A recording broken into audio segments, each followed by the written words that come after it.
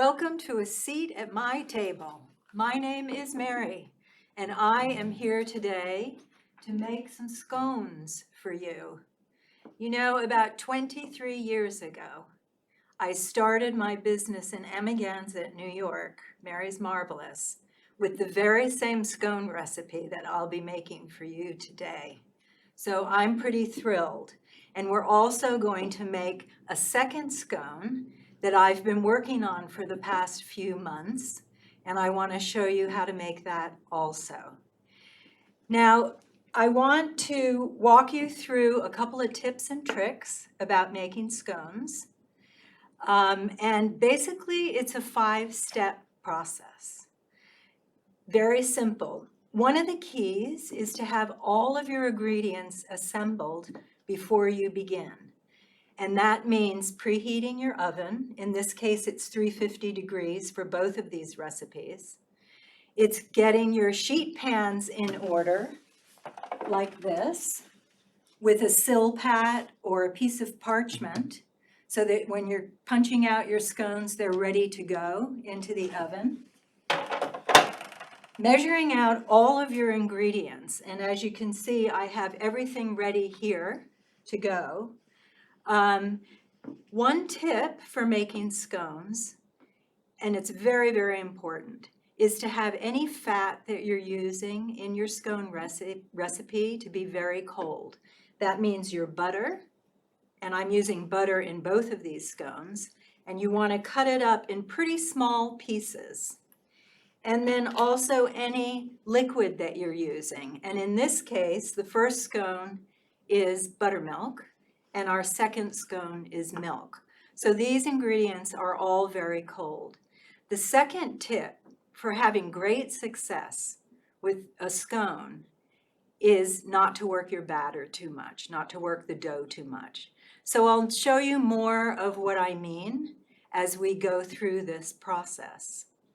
So I'd love to get started, and this scone is an oatmeal currant scone. And as I said in my welcome, this was one of the key menu items on the store menu when I opened in 2002. And I just love the fact that I'm beginning my cooking series with this exact same recipe. So scones are pretty easy to make. If you have all of your ingredients measured out, it really takes less than 10 minutes to actually get to the dough on your counter so that it's ready to be rolled out. So I'm going to get started now. So the first thing that you want to do is take all of your dry ingredients. And I have flour, salt, and for this recipe, baking powder and baking soda, and sugar. And you want to take all of your dry ingredients and put them into your bowl. Now, for this recipe, I use a stand mixer. For the second recipe, we're going to use a food processor. You can't really make this with a handheld mixer. I know some of you have only handheld mixers because you need this particular attachment, this paddle attachment. The whisk will not work. But you can, the good news is, you can make both of these recipes by hand. Okay, so I've got my flour in the bowl. I'm putting in my sugar, my baking powder and soda, and salt. And then you want to blend your ingredients on a low speed, just until they're mixed, like so. And then this recipe has freshly grated lemon zest. And this is a really key ingredient in this particular recipe. You can use orange also. I like to put it in at the beginning. Some recipes suggest adding it in with your liquid, but I like to add it in with the flour because it really permeates through the mixing. So you get a really beautiful citrus flavor in your scone. So there's the lemon zest. And we just mix this for a couple of moments until it's blended, like like so. Second step, take your cold butter, which I've cut up, like I said, and add that to your bowl.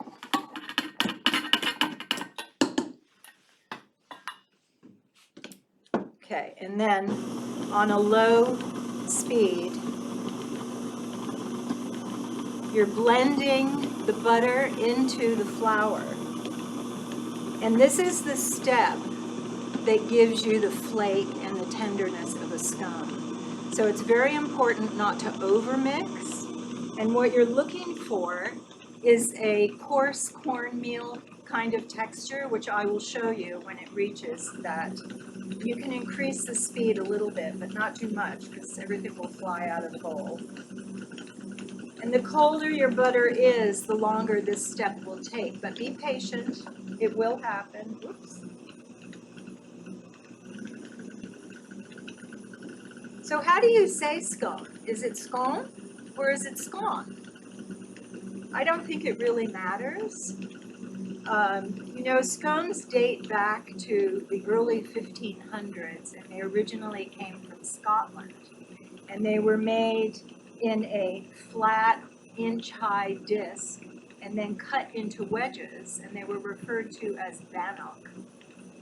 That's a distant relative to what's known as a British scone today, which is also called a cream scone. And traditionally, that is eaten at tea time, which in the past was 3, 4 o'clock. And the best part of a cream scone to me is that incredible dollop of cream, Devon cream, and really delicious jam. And the British scone is a little different than the scones I'm showing you how to make here today. It's very tender. It has very little fruit in it, sometimes just currants or raisins, and quite high. My scones, I do mix in fruit, and in the second scone, as you'll see, some nuts and some other really great tasting things. So we've reached the perfect texture that I wanted. I'll lift this up so that you can see that. I guess you can see that. So it looks a lot like cornmeal. And now we're ready to add our currants. And I'm using rolled oats.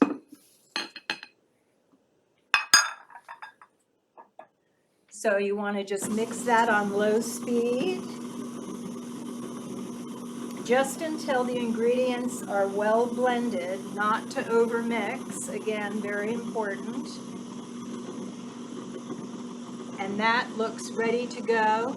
And then the final step is slowly adding your liquid. And in this case, it's buttermilk. And if you can see inside the bowl, maybe a close-up, guys, you can see the mixer is jumping a little bit.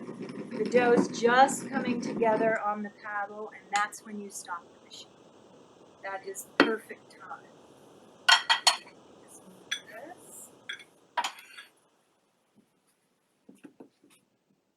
Okay, so there it is. It looks good.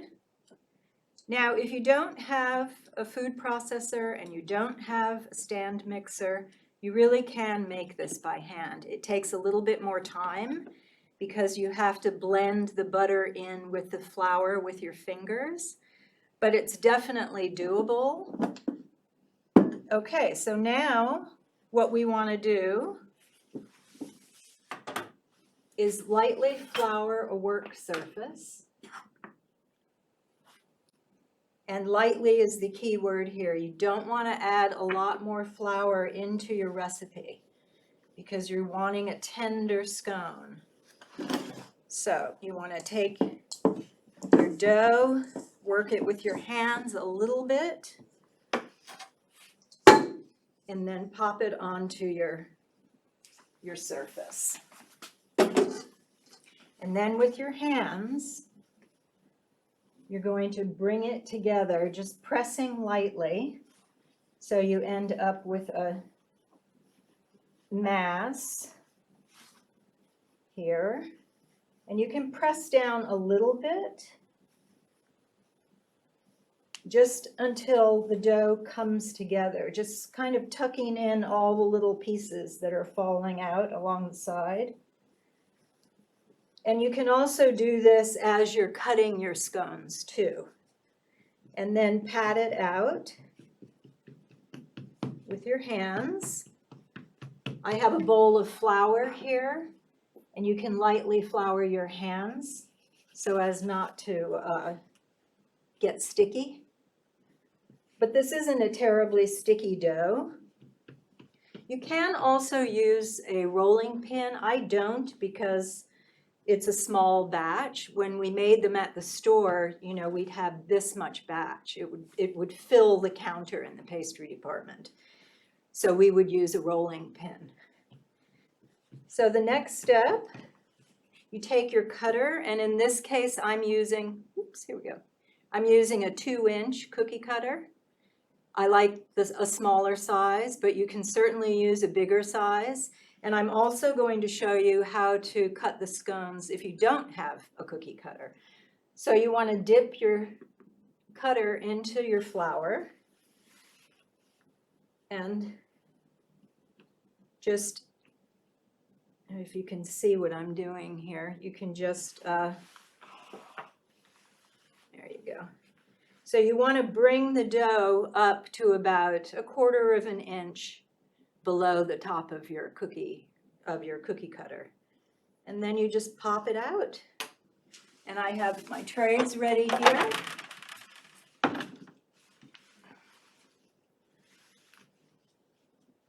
And then you just go through your dough until you're done. And all these little scraps, if you can see, if we can get a close-up again, if you see all these little scraps of dough that fall off as we're cutting, you can just work them into the top of the dough. I like to really press down as I'm shaping the scones on the top of the cutter so it's nice and even, because it gives a beautiful finished look. And you know, we eat with our eyes. So we want to make beautiful scones. Okay. So let me show you how to make it. Grab a knife.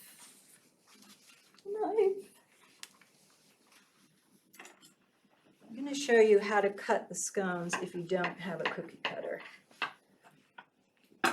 So you take your dough, and if I was not using a cookie cutter at all, I would probably separate this dough into 2 pieces. And then you just make a rectangle. And again, you want to get it nice and even so that your finished scones are beautifully shaped. And you just pat it into the shape that you want. Like so. And then for this size rectangle, you can use your knife. Like so. And then for this triangle, I would probably do, well, we'll get 8. So I cut them into squares, and then I'll cut each square into a triangle. So we have that, and this is a great shape too.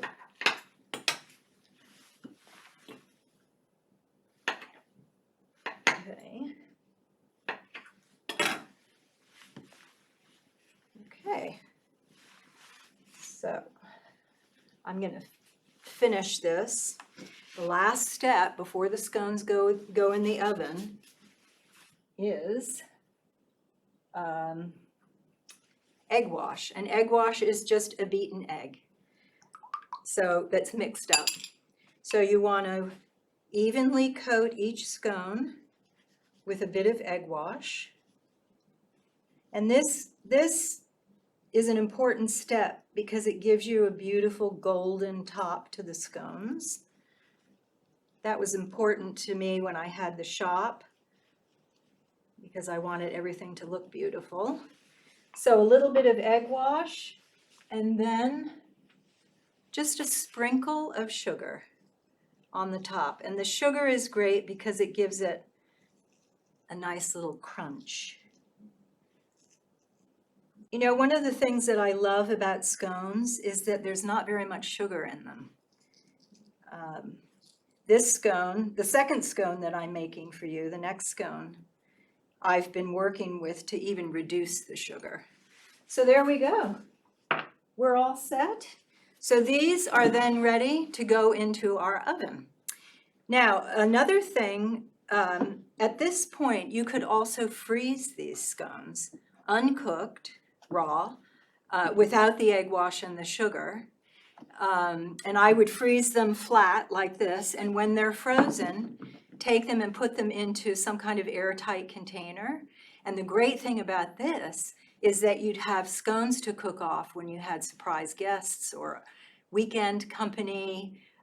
You could bake them off in the morning. That's the way we did it at the Scone. We would make hundreds of these all week and bake them off every morning to order.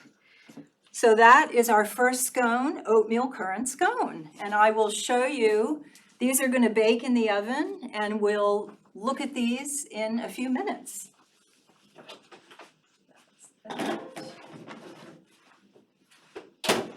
Okay, so I'm going to change machines here. Put this aside, and we're going to move on to the food processor. Okay, so again, it's this exact same technique. The ingredients are a little bit different. And let me just clean this up a little bit. So our counter is ready for the next scone. Okay, so here we go. So this scone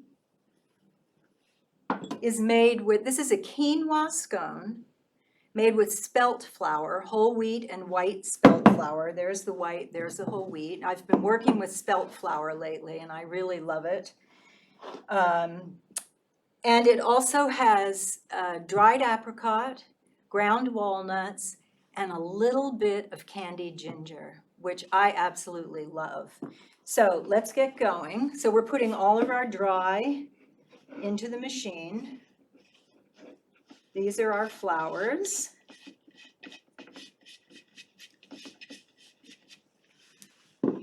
Now, very important when you're using a food processor to not over mix. Sugar's going in the bowl, salt in the bowl, quinoa in the bowl. This goes to the side. And because the food processor is a little full, it would be easy to overmix this. So we're just going to use the pulse button a couple of times, like that, until everything is mixed up. And then we're going to go through the same as we did for the oatmeal currant scone.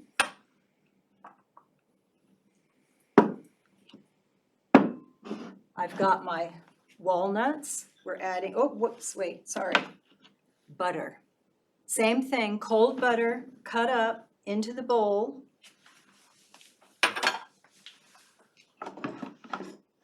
And again, we're just going to use the pulse button on the machine. Just until you can see that cornmeal texture happening, which happens much quicker in a food processor than it does in a mixer. So if you can see this, it's perfect. It's exactly what we want. So now we're going to put in our mix-in. So we've got ground walnuts, chopped apricots, which I've actually chopped by hand, and candied ginger. And I'm sure that you guys know what candied ginger is, but I have some here so you can see. This is candied ginger. You can get a little close up on that. Yeah, beautiful. So I hand cut this. This is very hard on a food processor. It can easily overwork the motor. So I chop the apricots and the ginger by hand. So again, you're just using the pulse button to get everything mixed up. Like that. Perfect. And then I've got regular milk and 1 egg. And we're going to mix these together. I'm going to beat your egg until it's well blended. Mix in with your milk.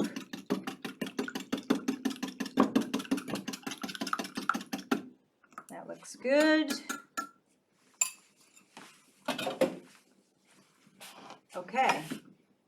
And we're going to add this into add half of it, pulse for a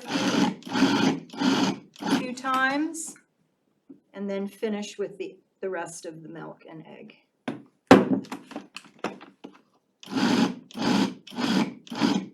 And this is the step where you want to be very careful, pay close attention to what's happening in the bowl, because oftentimes the bottom of the bowl will mix up the ingredients more quickly than the top. That's why the pulse button is so useful. So I can see it all coming together, and you can hear it too. The machine will make a noise to let you know it's done. And that's it. You can see. You can also finish working your dough together by hand. That's also good. Okay, so same thing. Lightly floured surface. Take off your bowl. And I would just clean out your food processor because there's dough stuck on the bottom here. Get all the goodness out. Then clean off your blade, like so.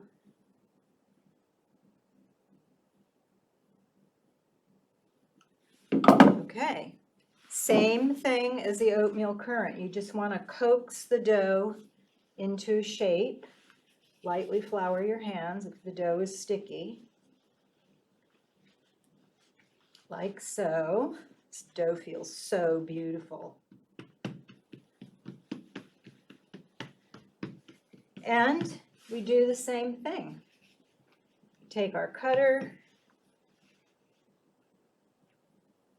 and start cutting out our shapes.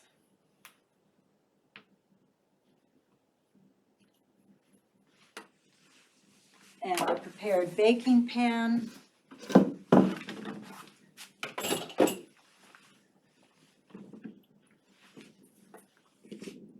Dip your cutter into the flour each time so that the dough isn't sticking.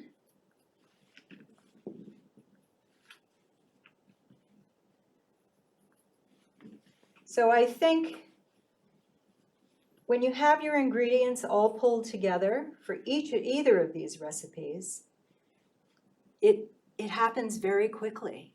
I mean, really under an hour, you can have fresh scones coming out of the oven. So what's better than that? Okay. Now, to finish these off, I'll just move this aside.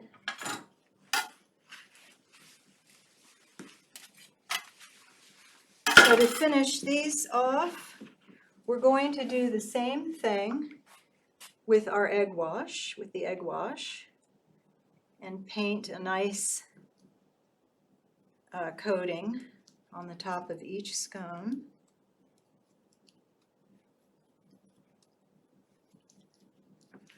And then, I love this part, I have sugar and I have some quinoa. And this is raw quinoa, by the way. I love this about this recipe. So you take your scone and dip it into the quinoa and then cover it with a little bit of sugar. You can also mix the sugar into the quinoa. That's fun to do too.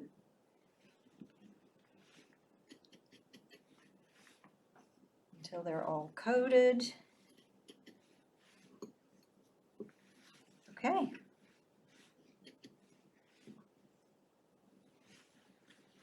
Last 2 and 2. So there we go. There is your quinoa, walnut, apricot, ginger scone ready to go in the oven. So, with the miracle of television, I can show you our finished scone. This is the quinoa scone. And here we have the oatmeal currant.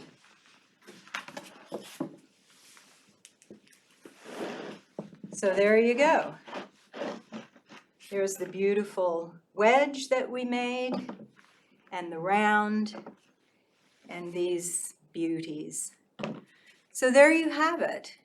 Oatmeal currant scone, quinoa, walnut, apricot, and ginger scone. 2 recipes you can make quickly that will give you scones that look as good as what you find in a wonderful bakery. Thank you so much for joining me today. And in the words of Jacques Pepin, happy cooking.